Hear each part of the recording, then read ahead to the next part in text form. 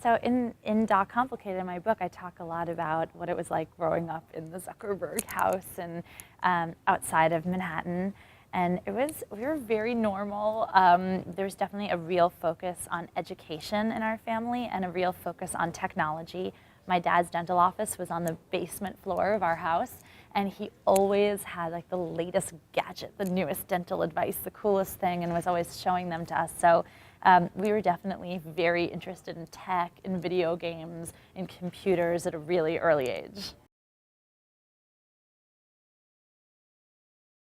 I think it really took me having my son and leaving Facebook to really get the idea for Dot Complicated. I spent 6 years working at Facebook, just really on the front lines of social media and technology.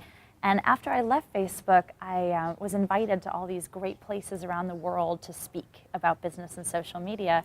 But it was always so interesting to me whenever I'd go speak, all of these people would come up to me and ask me these questions about Facebook and their lives, like what their children were doing and their careers and their love lives.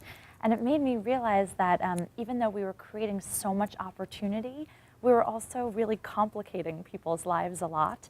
And that's why I really wanted to write Dot Complicated, about my own complicated relationship with technology and sort of the complicated relationship with technology that all of us have. The really interesting thing about Silicon Valley is a lot of the companies have these great perks. They have breakfast, lunch, and dinner are gourmet, and they're free, and they do your dry cleaning for you for free, all these great perks. But what ends up happening is you end up spending your entire life at the office. And it really, after being there for 6 years, I had my son, Asher. That was kind of the first time that I looked up, that I picked my head up, and I saw this whole world out there. So that was really a wake-up call for me. We met at Harvard. We were classmates there together. We didn't overlap very much. He was studying computer science and I was studying psychology, but we did meet there and then rekindled our friendship in New York City. I think mobile is everything right now, and even looking just a few years into the future, I mean, we have such a love-hate relationship with our mobile devices, but we're very attached to them as a society. There's a few interesting stats in my book that 40% of women would rather part with their engagement ring than part with their phone, and 50% of people would rather spend a night in jail than be without their phone.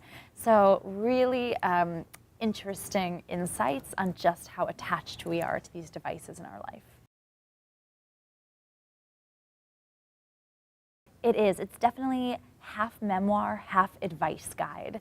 Now, I definitely want to include a lot of my personal life story and of my experiences working at Facebook, but I also thought that, gosh, there are so many people I've met in my travels that are struggling with the appropriate balance of tech in their lives, and how can I use my experiences to help some of those people.